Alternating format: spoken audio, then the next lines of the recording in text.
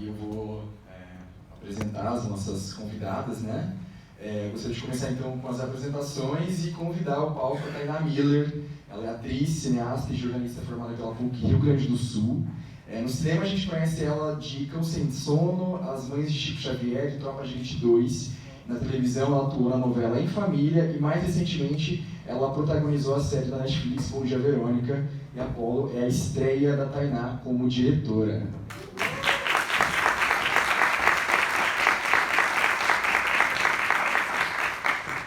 E agora eu chamo ao palco a Isis Broken, atriz e cantora de Sergipe. Na televisão ela estreou como Mateus na produção Histórias Impossíveis, do Globoplay. Em 2024 ela interpretou Corina Castelo na novela O Rancho Fundo, da TV Globo. E em 2025 lançou o álbum Orquestra Sinfônica das Cachorras de Rua.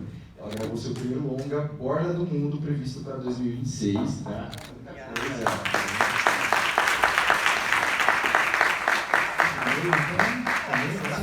Tá bom.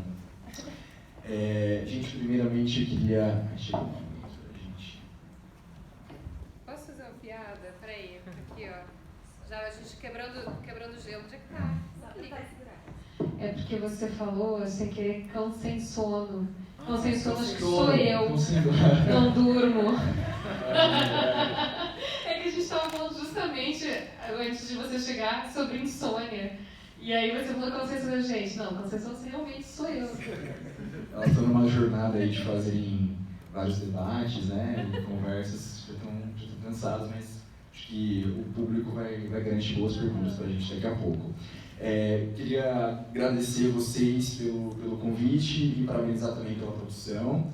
Eu queria começar perguntando, até como uma provocação, eu vi numa entrevista recente, Isis, que você comentou sobre o episódio da lactação induzida e você falou que estava com receio de inserir essa parte no documentário. E a gente sabe que em qualquer produção, existem escolhas do que de quais cenas e quais momentos serão inseridos na produção, quais vão ficar de fora. Eu queria saber de vocês duas, de cada uma de vocês duas, o que ficou de fora, o que os nossos olhos não viram e que vocês, assim, gostariam de transparecer, às vezes, uma cena, um momento, os bastidores, a relação. Fiquem à vontade para compartilhar isso. Nossa, que não tem uma coisa. Tinha a cena que eu tô ali com minha mãe no sofá, a gente cantava Cássia Eller. E a gente queria muito colocar essa cena, mas, gente, muito cara, tá? A música. Não deu. Tinha uma matéria também que a televisão não autorizou passar. Uma matéria bonita que eles fizeram com o Luiz Lourenço quando eles anunciaram, né, a gestação. Essa televisão não autorizou, gente. Vai ser bem, né? Bom, Mas tem outras coisas, assim, porque é muito difícil, a gente faz um recorte, né? Eu não sei, a cena especificamente da amamentação foi uma cena que a Isis achava um pouco delicada, porque era é tudo muito delicado, né? É um momento que eles estão vivendo ali, muito à flor da pele, gente, no meio da pandemia, vivendo tudo isso, né? Esperando um filho, que por si só esperar o primeiro filho já tem, né? Um nervosismo, assim. Então, né, Isis, você ficou um pouco tensa e tal. Eu falei, calma, eu vou fazer. Não foi a Tainá que me convenceu, gente. Vou editar aqui, você vai ver. Porque os dois tinham razão naquela discussão, meio mal, né? Eu adoro discussões onde os dois lados importam, né? E tem razão ali, cada um defendendo o seu ponto de vista. Era tudo muito como a gente ia colocar, mas depois... Não, assim, eu queria muito, né, que a Apollo não tomasse fórmula. Pelo menos um mês, assim. E eu acho que eu tinha medo de como a comunidade trans iria ver aquilo, assim, sabe? Parecia que eu estava invadindo um espaço, uma limitação, né, do corpo do Lorenzo. E eu fiquei muito preocupado. Eu falei, mas será que a gente coloca? Como será que a comunidade vai receber isso, né? A gente ficou muito... E engraçado que depois, quando a gente passou no Festival de Cinema do Rio, eu encontrei pessoas trans que assistiram e todas as pessoas falaram assim, nossa, que incrível aquela cena, assim, foi foi muito rica, assim, porque e realmente todo mundo achou que, tipo assim, ambos tinham, né, razão ali na discussão, né? Ele tinha as limitações do corpo dele, mas eu também queria que meu filho tivesse uma amamentação de leite humano, né? E eu acho que é um ponto muito bonito. Depois que a Tainá conseguiu montar ali, eu acho que a grande sacada, assim, foi na montagem, assim, da Tainá com a Tati, com a montadora. E é muito bonito também porque depois daquela troca de conversa, a gente vai no médico e o médico falou, não, você pode fazer a lactação induzida e tal, né? E eu não me harmonizava. E isso foi uma grande questão para mim, assim, também. Porque eu também passei de algumas limitações que eu tenho sobre o meu corpo. Acho que, enfim, cada um tem o direito, o livre-arbítrio de fazer o que quiser com o seu corpo, mas eu particularmente não tomo hormônios porque eu acho que não foi pensado para um corpo trans. Foi pensado para o corpo de uma mulher cisgênera. Né? E mulheres cisgêneras também já sofrem, né, com o uso do anticoncepcional. Traz muitas doenças, a gente traz problema cardíaco, circulatório, né, embolia pulmonar, tem uma amiga trans que teve. Então, eu acho que é perigoso, assim. E a gente está falando tanto sobre aumentar a expectativa de vida de corpos trans, né? Não sei se vocês sabem, mas a expectativa de vida de uma pessoa trans no Brasil é de 38 anos. E quando você é uma pessoa racializada, reduz para 32. Então, se a gente quer falar sobre longevidade, né, pessoas trans envelhecendo, a gente também tem que falar sobre a saúde desses corpos, né? E a terapia hormonal, acho que é um ponto que a gente deve falar sobre, né, e discutir sobre e estar para além, né, disso. Mas assim, acho que cada um faz o que quiser com o seu corpo, né, mas eu particularmente escolhi não fazer uso de hormônios. Isa, você citou esse processo de lactação e a Folha deu, a minha colega aqui, a Isabela Rocha, uma matéria sobre, tá ali, ó, sobre o seu processo de lactação. Eu queria que você contasse esses capítulos seguintes, né, de como foi esse processo. Você falou dessa questão da organização e eu queria entender, deu certo, não deu? Gente, eu fiquei maluca, né? Fiquei maluca com os hormônios. Chorava por tudo. Eu entrava no TikTok e chorava. Vi um gatinho assim, ai meu Deus, que gatinho. Eu virei como assim, porque parecia que eu tava na TPM o tempo inteiro, assim, 24 horas por dia. E foi muito difícil, assim, pra mim. Acho que foi o momento mais difícil. E quando eu comecei a tomar os remédios pra ter a lactação, gente, era uma dor absurda. Parecia que tinham duas facas, assim, enfiando no meu peito, assim, era uma dor. Às vezes eu tava dormindo, eu acordava assim, Deus, o que é isso? Estão me matando. E era isso, né, criando os ductos lactíferos, né. É aquela coisa, gente, eu também fui até onde eu consegui. Assim, eu acho que, pra mim, qualquer processo que me doa, assim, eu acho que eu quero um pouco... Você chegou de amamentar o Lorenzo? Apolo, sim. Mas foi por muito pouco tempo também, né? E eu também não tive uma lactação muito grande, assim, era bem pouco. Porque também eu tinha pouco tempo de uso de hormônios, né? Inclusive o Dr. Emanuel, durante o processo, me passou vários estudos, inclusive tem um caso de uma mulher trans que é casada com uma mulher cis. A mulher cis engravidou e não tinha leite e ela fez a lactação induzida e a criança teve uso exclusivo, ficou sendo amamentada exclusivamente com leite materno dessa mãe travesti. E inclusive tem estudos científicos de que o leite de mulheres trans travestis tem mais proteínas, inclusive. Interessante, não sabia disso. Eu queria jogar a bola para a Tainá agora. Tainá, você começou sua carreira como modelo internacional, depois você se dedicou ali como repórter da MTV, falando sobre assuntos de música e comportamento, e esse é o seu primeiro trabalho como diretora, né, e de um documentário especificamente. Eu queria saber como que essas experiências que você teve antes, né, na atuação também, que a gente conhece, bastante. E como que essas experiências contribuíram para a direção desse documentário e de que forma elas te ajudaram? Me ajudaram muito, porque eu estou com 43 anos hoje e eu comecei a trabalhar com audiovisual aos 17. Eu entrei muito nova na faculdade de jornalismo, entrei com 16 anos. Entrei precocemente na faculdade. Então, com 17, eu já me inscrevi como monitora de montagem dos curtas em 16 da minha faculdade. Na época, eu já queria fazer cinema, mas no Rio Grande do Sul não existia faculdade de cinema ainda. Então, quem queria fazer cinema ou ia para publicidade ou para o jornalismo. No caso do jornalismo, depois você fazia uma especialização, como se fosse assim, o TCC podia fazer em cinema, né? Escolhia mais no final do curso as cadeiras de cinema. E eu sempre fui cinéfila. Isso, assim, minha mãe me mostrou Kurosawa quando eu tinha 10 anos de idade, sei lá. Tipo, eu sempre fui a pessoa que, assim, todo feriado, carnaval, não sei o que, eu era a que limpava a locadora, assim. Inclusive, meu sonho era trabalhar na locadora. Quando eu descobri que o Tarantino começou assim, trabalhando na locadora, eu tentei, mas não fui contratada. Mas, enfim, então a minha história começa muito cedo. E eu trabalhei na casa de cinema como assistente de montagem do Gibassis Brasil, que, além de professor, é um dos grandes montadores do Brasil. Eu aprendi muito com ele ali. Fui assistente de direção de Gerbasi para um projeto para a Globo. Meu primeiro estágio foi para a Globo como assistente de direção.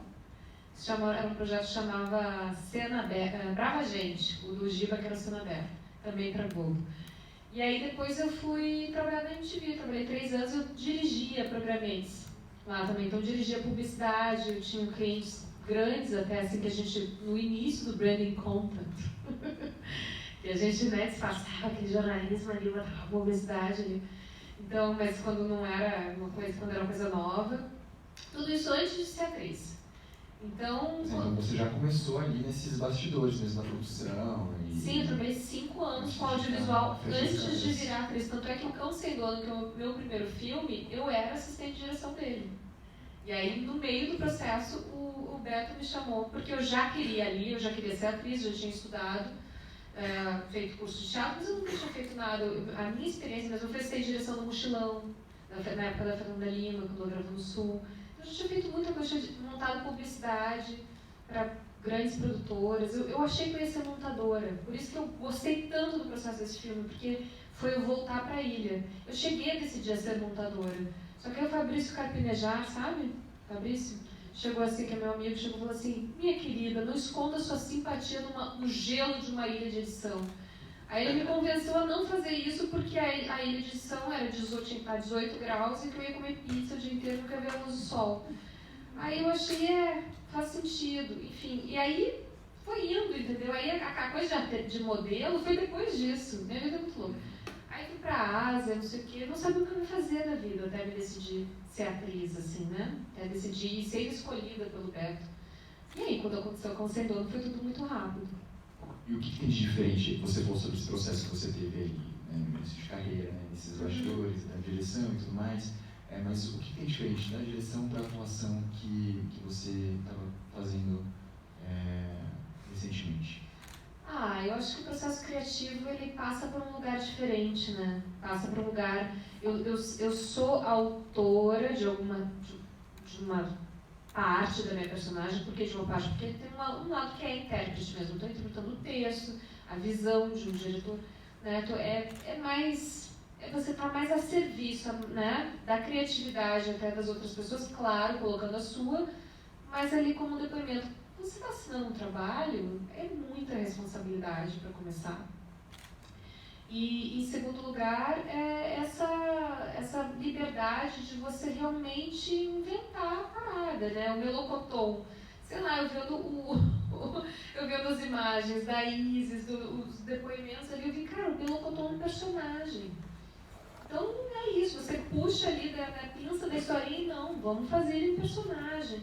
Eu queria ter botado fogo no Melocoton, mas aí também não deu o dinheiro. Era só botar fogo, colocar a câmera?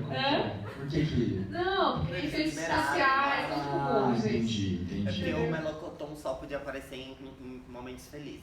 Também tirei isso. Depois o SBT falou que só podia ir em momentos felizes. Eu queria aproveitar esse gancho do Melocotão. Isis, você participa do documentário né, como diretora também, mas como personagem central, né, como mãe do Apollo.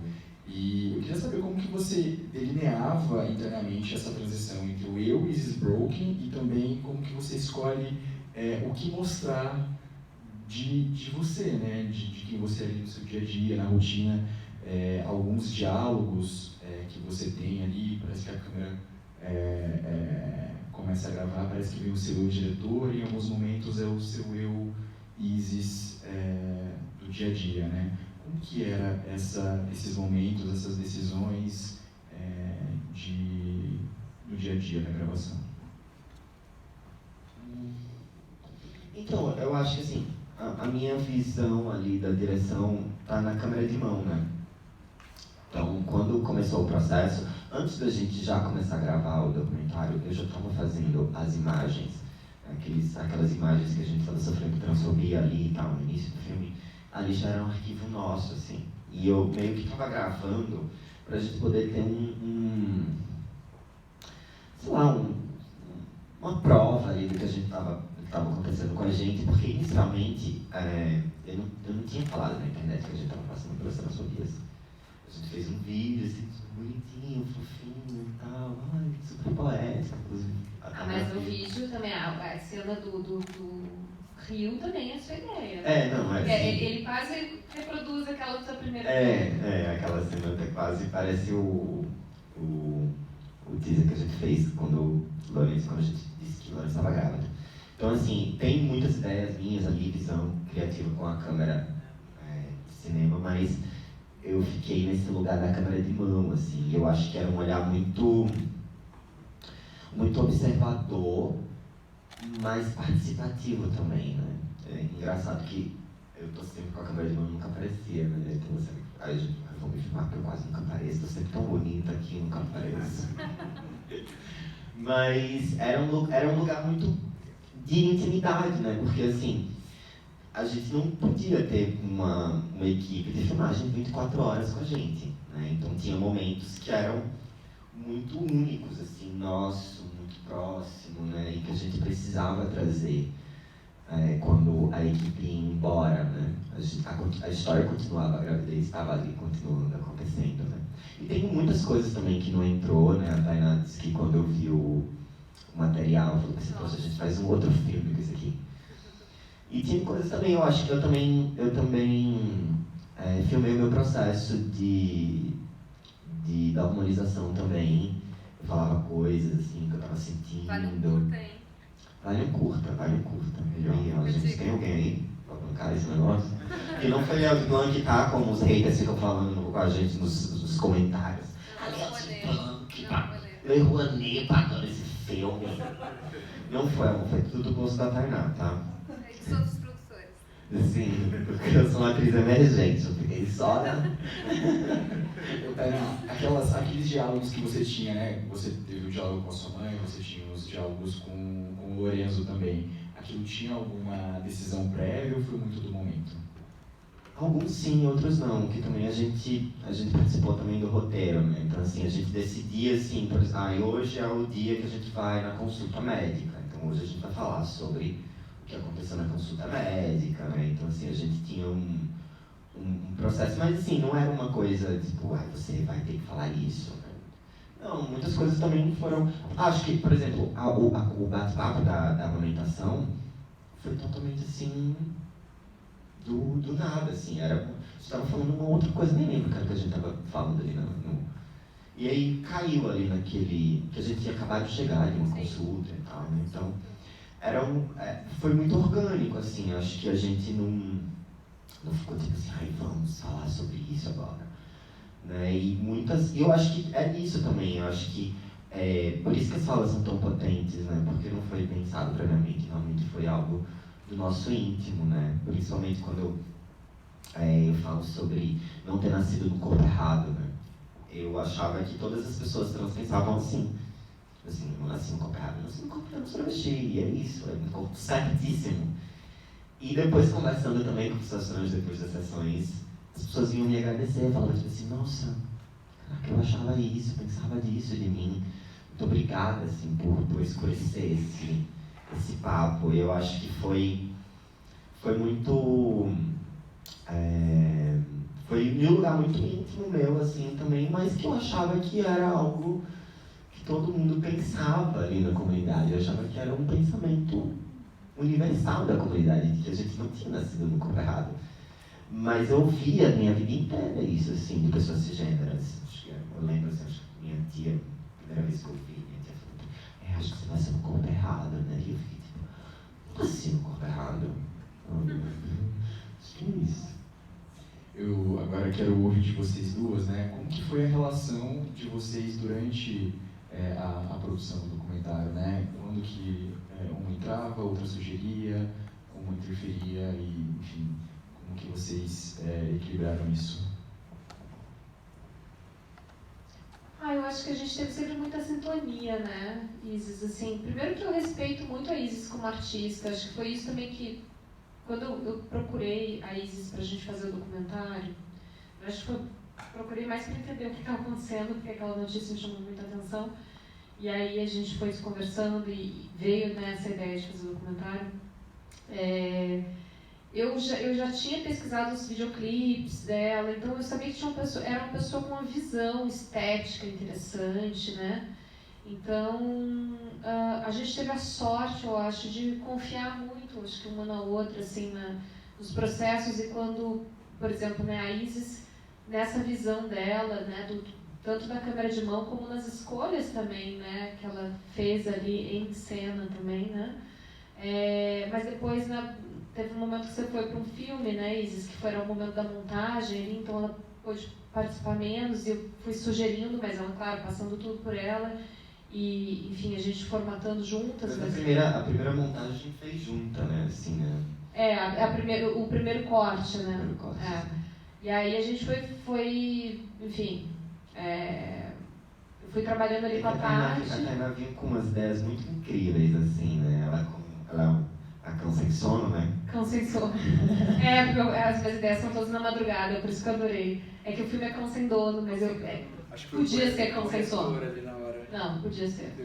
Sim, aí a gente fez esse primeiro corte da montagem e eu fui fazer um filme no Nordeste. E aí fiquei, acho que uns 3 meses lá no Nordeste, né? E a gente ficava... mas eu mandava link, né? E você via. Sim. E aí, essa coisa do roteiro, por exemplo, esse off, eu reentrevistei Isis e Lorenzo, só que uma coisa, eu falei assim, bom, a gente já sabe a história, mas vamos contar para Apolo? Lembra que falava assim, Sim. Eu quero que vocês dois, separadamente, vão cada um para um canto da casa, escondam num armário, se for possível, assim, não no simbólico, não, de verdade, não voltem para o armário, mas vão para um de verdade por causa do som. E vão me respondendo essas coisas de olho fechado, assim, mas pensando que é pro Apolo com 12, 13 anos, a gente combinou isso, né? Foi. E imaginar o Apolo, que tinha 2 na época, com 12, 13 anos para responder isso. Cara, foi muito lindo o processo, porque no momento que eles começaram a contar a história para o Apolo, ele ganhou esse tom que a gente vê na tela, que é doce, que é esperançoso, que é isso, ele é adocicado. A história ela ganhou uma doçura, porque é uma história de... A gente não queria ficar batendo na dor. Toda vez que a gente abre uma notícia sobre pessoas trans, né, dor. Vamos mostrar essa luz, esse sol com esse menino. E foi muito legal isso, assim.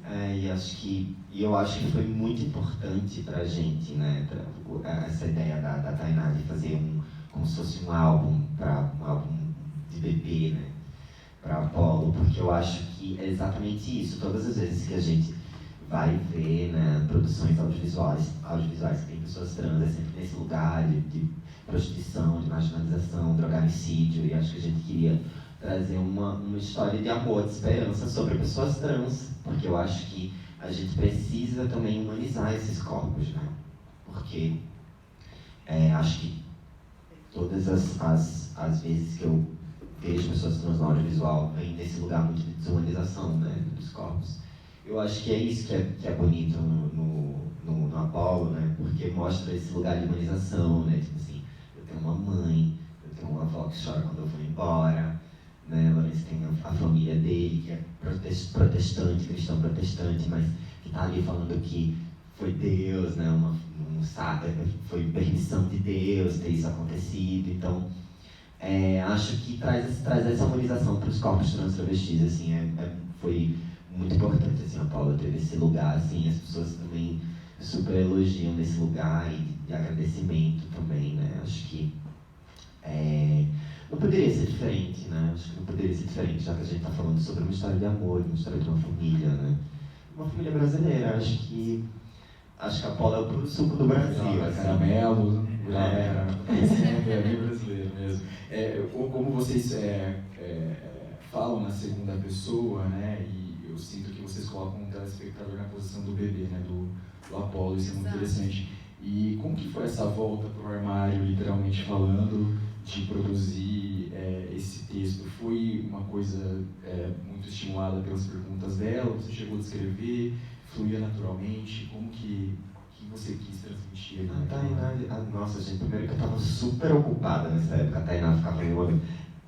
Responda as perguntas. Responde, amigo, responde. Mulher, eu tô gravando 12 horas por dia, pelo amor de Deus. Mas foi muito gostoso, assim, eu acho que também, gente, quando a gente estava no processo da gestação, a gente não curtiu a gestação, a gente só queria se manter vivo, assim. Porque era tipo assim, era baque atrás de baque. Não passa no filme, mas Lourenço teve o sangramento, né? Fala um pouquinho, né? Claro que passa. Mas não tem o para além do negócio. Lourenço falou da coisa da Globo, não passa que tem o sangramento. Gente, tem o sangramento. É verdade. Mas assim, eu acho que não dá os detalhes, né, do negócio, né? Não, porque é pro Apollo, né? Tem essa também. Isso que é uma coisa que a gente não podia ficar também, cara, só falando da coisa, né, pesada, a gente tá falando de uma criança. Tanto é que tem a coisa do off, na verdade, foi que assim, eu reentrevistei eles. A partir dessa entrevista, eu montei uma estrutura de off. Eu fui assistindo o filme e fui, aqui como é que seria? E aí, claro, passei Isis, Lourenço, o que vocês acham? Eles botaram nas palavras, né, deles e coisas que vão concordar, vão mudar e tal. E aí, nessa parada, a gente chegou à conclusão isso, né? Tanto é que eu botei uma parte ali que você fala, né, Isis, será que a gente precisa contar isso pra ele? Melhor ele saber. Porque chega uma hora assim, será que a criança, o que a criança precisa e o que não precisa saber? Mas nesse caso, o Apollo saberia, né? O Apollo de 13 saberia, porque ele está na internet. Então, essa foi só um critério, assim. Super, super interessante. Outra curiosidade que eu te atrapalhei, pode continuar, amiga, desculpa, porque essa coisa do sangramento. O sangramento tem. Gente, sangramento. Porque assim, foi logo no início assim, da gestação, né? E aí ele tava sangrando muito, a gente ficou espantadíssimos, assim, a gente saiu correndo, foi na maternidade pública do SUS. E aí a médica fez um exame de toque, tirou os dedos assim sangrando e falou, está sangrando. E eu vi que tá sangrando. Aí ela falou assim, voltem pra casa, esperem a ultrassom do SUS, aí liberar a ultrassom do SUS e aí vocês vão descobrir se seu filho tá vivo ou se seu filho tá morto. Foi exatamente assim que ela falou. E eu fiquei tipo, what? E a gente não tinha feito nenhuma ultrassom ainda. E aí, quando a gente chegou em casa, a minha doula foi lá. E nem doula não pode ter o aparelho para ouvir o batimento cardíaco, tá no filme. E ali foi a primeira vez que a gente ouviu o batimento cardíaco dele e a gente descobriu que ele estava vivo. Mas assim, não existia um mínimo de esforço assim, para aquela criança se manter viva, sabe? E eu acho que vem esse discurso muito tendencioso, né, dessas pessoas enfim, de direita, que pregam tanto, né, não vamos abortar as crianças, só que, tipo assim, a gente não tinha, literalmente, nenhum apoio de nenhum lado. A gente só foi conseguir a primeira consulta de pré-natal com 8 meses de gestação. Né? Tanto que se você for pegar a nossa ficha lá no SUS, vai estar dando lá que o pré-natal não completou. A gente não teve a quantidade de consultas médicas, a gente até tentou ali, né? O Dr. Manuel teve um esforço assim, muito grande, inclusive agradeço muito ao Dr. Manuel, mas parece que era aquela coisa, assim, a gente só poderia ser atendido em um lugar se existisse uma especialização para corpos trans. Só que, tipo assim, gente, a gente tá falando de profissionais da saúde. Profissionais da saúde deveriam cuidar de qualquer corpo. Outra vez a gente foi, quando liberou a vacina para pessoas que estavam gestando, a gente foi lá e uma enfermeira olhou para a Lourenço e falou assim, ela, essa coisa, tipo assim, uma enfermeira, sabe? Então, eu acho que falta humanidade, assim, sabe? Acho que falta humanidade um pouco ainda na saúde brasileira. Sou uma defensora do SUS, mas o SUS ele é sistematicamente transfóbico. Por exemplo, eu sou uma mulher trans, eu tenho próstata. Eu não posso ir em um urologista. Porque, de acordo com o processo lá do SUS, eu sou uma mulher. Então não posso ir em um urologista. Assim como o Lourenço, por ser um homem, não pode ir a um ginecologista. E a gente também teve que mudar, a gente já tinha retificado, enfim, já minha identidade feminina e masculina, a gente teve que voltar, regressar para poder ter acesso às políticas de saúde pública. Então, assim, é um sistema extremamente transfóbico, né, em sua essência, e que, assim, gente, vocês vão no médico, quantas pessoas trans vocês veem lá sendo atendidas? Vocês já viram uma pessoa trans sendo atendida no médico? Você já foi? Quem aqui já foi médico? Todo mundo, né? Vocês já viram? Não. Por quê? Porque pessoas trans não buscam atendimento médico porque sabem que vão sofrer transfobia. Inclusive, durante a gravação, na última outra ação que a gente foi fazer, tinha uma mulher trans em situação de rua lá pedindo para que o nome dela fosse respeitado. Sabe? Então, tipo assim, eu acho que há um esforço em nos manter fora completamente à margem da sociedade, assim. Não queremos você aqui, seu corpo não é aceito aqui, sua identidade não vai ser validada. Você quer atendimento público no SUS? Então você vai ter que voltar para o seu gênero que foi designado você nascer, né? Então, assim, é um lugar de muita violência, assim, sabe? Eu acho que é muito importante, inclusive, que os profissionais de saúde assistam esse filme, né?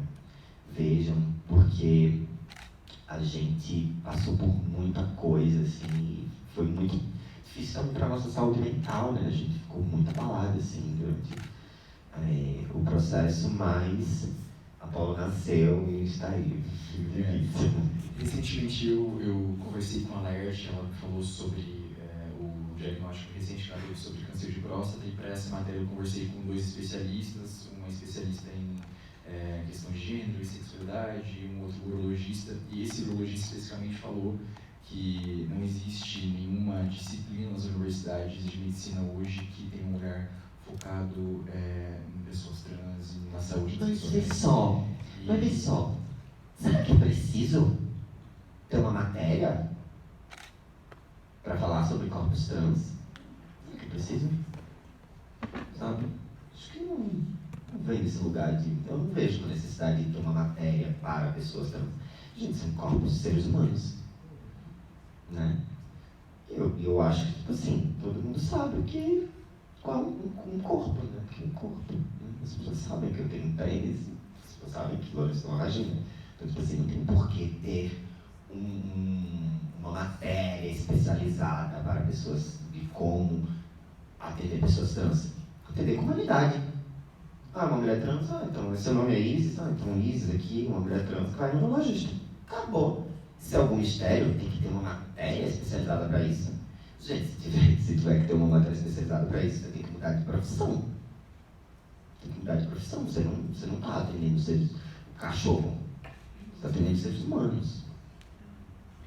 Eu queria saber de vocês uma curiosidade em relação à decisão de imagem. Eu sempre, quando assisto uma produção, eu fico pensando na decisão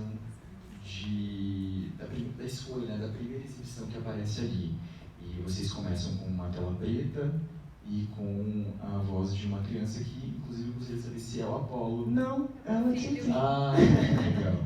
Eu tinha essa curiosidade. E por que vocês decidem começar com o sol especificamente, né? Como que foi a escolha de começar a narrativa assim? Começava até, assim, antes de chegar na tela preta, eu começava, na verdade, com uma imagem de universo, assim, meio naquela história que depois aparece, quando o Apolo nasce, que é quase uma coisa meio lúdica, assim, né? Essa ideia do álbum de bebê.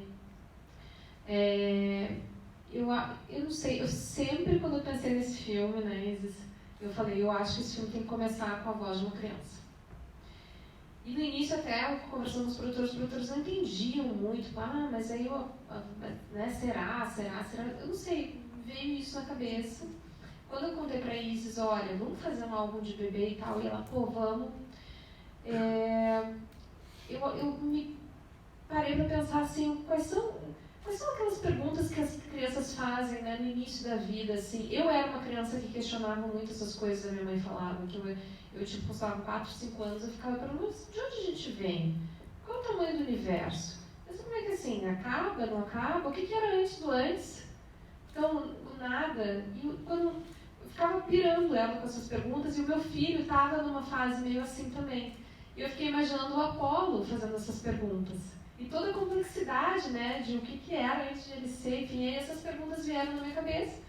Eu tinha testado com essa coisa do universo e tal, mas a Isis, né, não gostava muito, e eu, será, tal, e vamos tirar, vamos deixar no black mesmo, né, esse grande nada, né, que a gente não sabe, e eu acho que essa vontade de puxar realmente a grua, né, e ver toda essa situação como algo mais transcendental mesmo.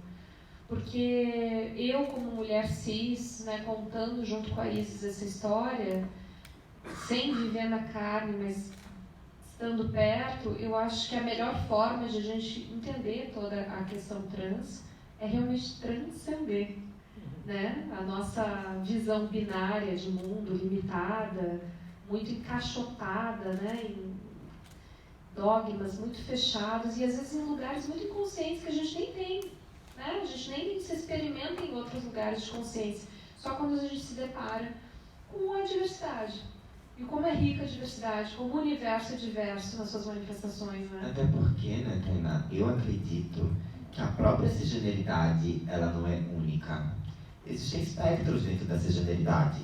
Claro. Existem pessoas cisgêneras, então, minha mãe, ela tem diferença com a irmã mais velha de 1 ano. A minha mãe, ela adora brilho, batom, saia, super perua. Já minha tia, que é mais velha, ela usa roupas mais masculinizadas, ela não gosta de batom. E ela é uma mulher cisgênera, né? Então, assim, eu acho que a própria cisgeneridade ainda não entendeu que o próprio espectro da cisgeneridade, ele é amplo, né? É fluido, né? É fluido. A gente é muito mais fluido do que... Com certeza. E o sol, né? Apolo é o deus sol, né? O deus do sol, o deus dos artistas. E eu acho que tinha esse lugar também, né? Que eu falo, né? Que ele não é uma criança iluminada, é uma criança luminosa, né? Porque eu acho que o sol, ele é luminoso, né? Ele não é iluminado. É uma luz própria, né? Esse sol ele foi feito na Austrália, sabia? Curiosidade. Chique. Um amigo nosso, que é amigo do Henrique, que trabalha lá. Só curiosidade. Trabalha lá e a gente tava no sol, gente. Ele foi atrás do sol, mas só tinha sol tosco. Daí o Henrique achou que ia ser um sol. Ferrou. Aí ele foi atrás desse amigo lá na Austrália. O cara trabalha com effects lá na Austrália. Pitchamos, né, o documentário várias vezes, né? Não tinha grana para pagar o que ele merecia, mas, né, tipo, dar aquela ajuda. Aí ele fez esse sol aí pra gente. Que, na verdade, valeu, Uno, o cara do sol. Esse documentário, ele foi muito assim, né, pai? De amigos que foram chegando, né? O Pinho também, que fez a trilha, que acabou ganhando o prêmio de melhor trilha. E ele também estava concorrendo com ele mesmo, com outro filme, É. não foi? Não tinha como parar. Não tinha como competir, gente, desculpa, sorry. Luiz, você citou agora o Apollo e eu queria saber um pouco de como está por agora, né? No documentário vocês falam, trazem um pouco essas questões, né? Tem a sua mãe falando da cor e chega a ser um momento que o pessoal ri bastante, né? Ela fala, vocês decidem então que cor vocês querem usar. Isso, E aí, como que vocês estão vivendo essa transparentalidade, né? Em relação à educação da Apollo? Ele pode explorar esses temas de identidade, ele transita entre as cores. Como que vocês que viveram essas agressões, de certa forma, na infância, né, em que foram impostas vários estereótipos de masculinidade, feminilidade, como vocês traduzem isso ou interpretam e transmitem para eles? Gente, vou te contar. Escola. Putz, muito difícil. O Dedê São Paulo me veio com... rosa não, rosa cor de menina. Eu falei, onde você ouviu isso? O Martim também veio com essa. Onde você ouviu isso? Eu te falei, lembra? Eu falei uma vez na escola, quando Sim. foi pra escola. Mas eu Eu falei, falei, gente, de onde você tirou isso, São Paulo? Não, as cores são cores. Não existe uma cor de menina, cor de menino. Sim, então eu acho que... Gente, eu cria um filho, mas assim... O mundo tá aí pra estragar, né?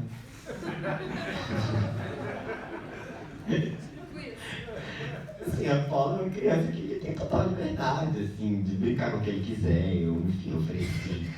Eu tô sempre no lugar mais lúdico, assim, eu sou a mãe lúdica. A Lourenço é o pai mais... E eu sou a mãe que perde a criança.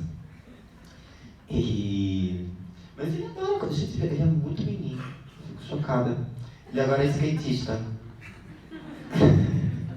Falei, tem coisa mais bofe do que andar de skate, gente, pelo amor de Deus. Filho. o meu também. Você tá usando bermudão, entrar aqui, a minha mãe. Não. Eu também. Eu dei bebê pra ele quando ele era bebê. É importante os meninos aprenderem ao cuidado. Ih, largou longe o neném, só criança carrinho. Não, assim, o bom é que, tipo assim, por exemplo, ele gosta de assistir coisas, assim, diversas, então ele assiste o desenho das fadinhas, mas ele também assiste o desenho do Carros, e ele vive, assim, nesse limiar, assim, quando ele era criança ele botava um salto, assim, saía, eu ficava, que cansativo. Hoje em dia ele pega o do pai, assim, mas não foi nada ensinado, assim, da gente, né? Mas eu acho que foi a escola mesmo, gente.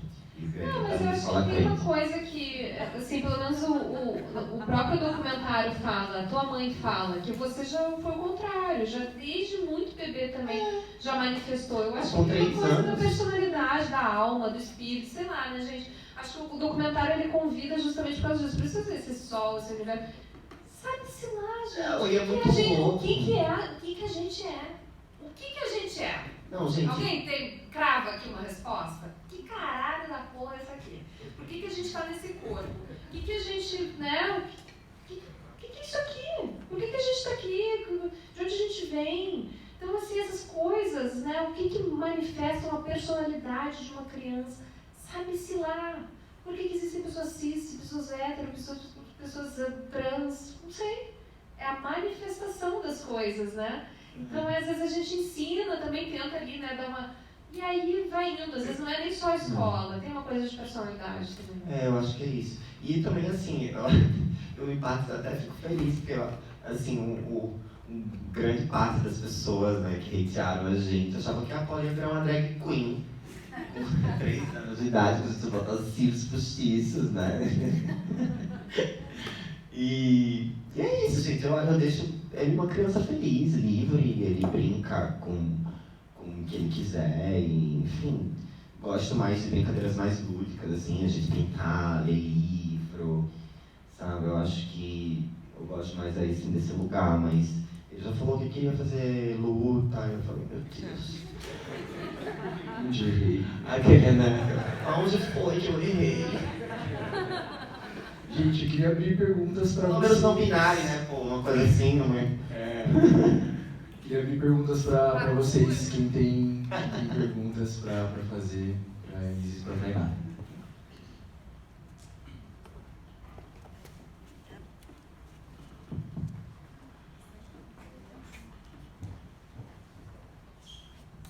Oi, gente, boa noite. Eu sou o Leonardo. Eu gostei muito do documentário, porque ri pra caramba e é muito importante o assunto. Parabéns às duas. E a minha dúvida, queria saber assim, vocês são um casal, e aí esses momentos de filmar. A gente sabe que a vida tem seus momentos mais críticos e tal, e aí na vida de um casal é difícil. Então tinha alguns momentos que o Lorenzo ou você se recusou a filmar, e um queria e o outro não, porque é complicado, né? Uma vida a dois, e para um pode ser muito importante uma cena, mas para o outro podia ser muito pessoal. Então, queria que você contasse um pouquinho sobre isso. Bom, a gente tinha um contrato. Então, não, assim, ele tava com... Virou uma bomba de hormônio, né, gente? Então, assim, 7 a 12 horas, né, que a gente tem de gravação. Então, assim, tinha um momento que ele tava assim, putaço, não queria gravar. Mas não teve, assim, um momento de dizer, não vou fazer essa cena, não vou estar assim, não. É porque a gente queria muito contar essa história. Né? Era algo que a gente queria muito, assim, como casal, porque a gente queria criar um documento, sabe? Algo que daqui a, sei lá, 50 anos, assim, né, pessoas estão falando, nossa, nossos ancestrais que abriram as portas, os caminhos, né, que destruíram as estruturas transfóbicas do SUS. E a gente tinha essa urgência de contar essa história, porque, como vocês viram, é uma história que realmente merece ser vista, contada, disseminada, né? E é isso. A gente não teve nenhum momento assim, não. Mas tínhamos arranca-rabo, né? Óbvio, assim, mas nada foi filmado.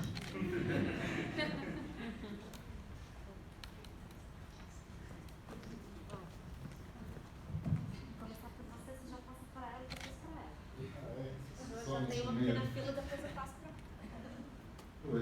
para... Muito obrigado pelo filme. É um filme me emocionei bastante, é um filme super amoroso, afetuoso, sem ser piegas, que eu achei isso muito legal, muito humano. A minha pergunta vai de novo para a história do Apolo, da educação, da criação e da futuro. Nós estamos vivendo muita polarização no mundo, de um lado, mais visibilidade para as pessoas LGBTQIA+, né? Mais visível, mais aberto, aparentemente. E de outro, homofobia, transfobia, racismo, xenofobia abraçando, né? Ou sendo noticiado, muito mais noticiado. Então eu queria perguntar para você, Isis, que futuro você imagina ou você sonha para o Apolo? Então, vou contar uma coisa aqui a vocês. Eu acho que no próximo documentário vai ser sobre o futuro das crianças que nascem numa família LGBT. E aí eu falo isso porque esses dias eu fui pegar a Paula na escola. Eu tenho um pavor de pegar meu filho na escola. Pavor. E finalmente aconteceu a coisa que eu mais tinha medo. Quando eu cheguei esses dias lá pra pegar ele, uma criança tava assim com a mãe, e aí apontou pra mim e falou bem assim, a mãe da Paula é um homem. E aí eu fiquei assim, nossa, assim, a primeira. E a mãe ficou super sem graça, assim, eu fingi que não ouvi. Mas aí quando eu cheguei em casa, eu falei, caramba, o medo que eu mais tinha se concretizou. Que é como o mundo vai receber o meu filho, sabendo que ele é filho de uma travesti e de um homem trans. E principalmente de uma travesti. Porque as pessoas não fazem... Né? Hoje, vocês viram o Lourenço, tá, né? Voltou a se harmonizar e homens trans têm uma passabilidade muito maior, até porque as pessoas não sabem nem o que é homem trans hoje em dia. As pessoas não sabem nem o que é. Então eu acho que a carga fica muito mais pra mim, assim. Tanto que o Lourenço nunca teve nenhum problema, sempre pegou meu filho, levou. Então, eu acho que é muito mais assim, nesse lugar social, assim, ó. Eu tenho muito medo de como o mundo vai receber meu filho sabendo que ele é filho de uma travesti, assim. Porque ainda não existe um respeito pleno, né? E principalmente agora que a gente está vendo que está tendo uma corrida, né, uma caça a pessoas trans, né, com Trump nos Estados Unidos, a escritora lá do Harry Potter, J.K. Rowling, em Londres, financiando partidos de extrema-direita, né? Então, assim, gente, não consumam Harry Potter, tá? Porque se vocês estiverem é sério, não tá aí não. Vocês estão consumindo algo que está bancando o genocídio de pessoas trans no mundo. E isso é muito sério. Isso é muito sério mesmo. Então, assim, vai sair agora a série nova do Harry Potter. Não assistam nenhum pirata, nem pirateando. Porque, primeiro que vocês já estão tudo velho, né? Não tem nem mais nada assistir Harry Potter. Venhamos e convenhamos. 30, 40 anos nas costas de Harry Potter. Volta 2 casas, mano. E eu acho que tem que ter um esforço de toda a sociedade para que a transfobia acabe. Lembrando que transfobia é racismo. É racismo social. Pela lei, né? É a Pela mesma lei. Então, a gente tem também que entender que pessoas trans precisam do apoio, assim, principalmente agora, nesse momento, assim, de pessoas cisgêneras. E principalmente da comunidade, né? A gente viu que está, inclusive, tendo um movimento de LGBTs querendo tirar pessoas trans da sigla. Vocês sabiam disso? É uma nova novidade. Amor, tem gays e lésbicas de direita. Olha. Agora vocês podem rir, pô. Que estão falando que pessoas trans têm que sair da comunidade porque eles não querem lidar com pessoas trans. E aí, tipo assim, vira uma... Ai, não entre no... Vocês entram no banheiro, gente, pelo amor de Deus, eu entro no banheiro, eu faço xixi e saio. Vocês entram alguém na cabine com vocês, quando vocês vão fazer xixi? Porque eu nunca entrei na cabine de ninguém. Depende do banheiro. Depende, né? E assim... Mas aí é tudo consentido, tá, gente? Assim, acho que é 1% da população mundial, sabe? Tipo assim... E eu acho que vocês estão atrás do 1% errado, né? Porque o 1% que está destruindo o comum estão os bilionários. Né? Então, assim, vamos mudar 1%. Vamos fazer a troca. Eu acho que eu só queria complementar uma coisa, que é você Contou agora essa história na escola do Apolo, e eu me coloquei no lugar dessa mãe, que a criança faz esse comentário, eu pensei, o que eu responderia? Não, é uma mulher trans. Ai, mãe, o que é uma mulher trans? Aí você, se a criança tem maturidade, enfim, né, você explica. Porque o Martim teve uma... Foi muito legal o meu filho, ele tem 9 hoje, ele acompanhar todo o processo, está 4 anos falando desse filme, né? Ele viu o Lourenço grávido, ele foi no chá de bebê do Lourenço. Ele, assim, ele tinha 5, né? Ele não questionou.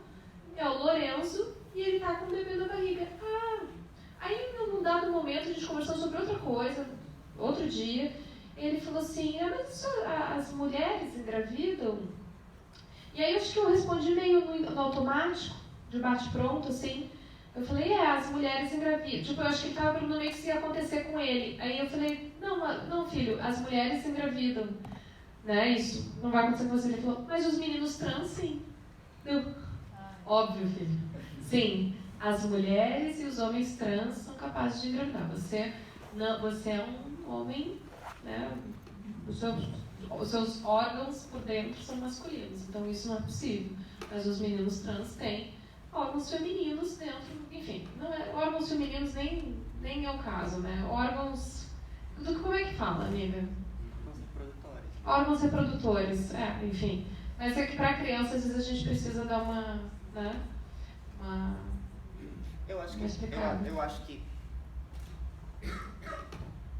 Eu acho que assim, quando a gente tem um assunto que é tão, né, assim, às vezes pode ser um tabu para a família, por exemplo, eu acho que a gente pode perguntar à criança, sabe, tipo assim, o que você acha que é uma mulher trans, filha? Eu acho que, né, tal coisa, sabe, e ver também, porque às vezes a criança já sabe, ela só quer uma resposta mais elaborada, né, então assim, você vai elaborando de acordo com o capital intelectual da criança, né, e eu acho que a gente achar que crianças são seres burros, assim, gente, pelo amor de Deus, às vezes a pobre me dá cada uma, assim, na verdade. Pro Martim foi muito total, né, total, aí você vê, ele deu em você que é adulta. Que responde de bate-pronto uma coisa. Boa noite, parabéns pelo filme, eu adorei, me emocionei muito.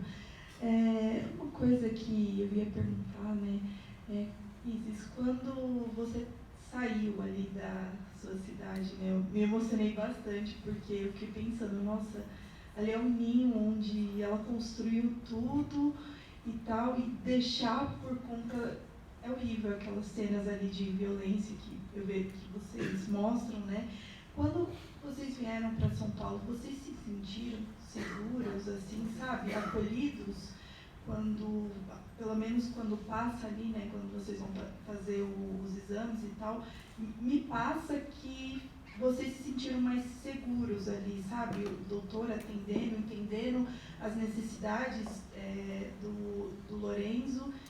Você sentiu isso quando você veio para cá ou você sentiu ainda medo de encarar mais coisas, de ser pior do que foi lá de onde você veio e tal, sabe? Então, eu queria saber, mas parabéns, eu adorei sua família, a família do Lorenzo, eu fiquei, assim, emocionada também, porque eu vi a simplicidade da família, mas, ao mesmo tempo, eu vi muito acolhimento, sabe?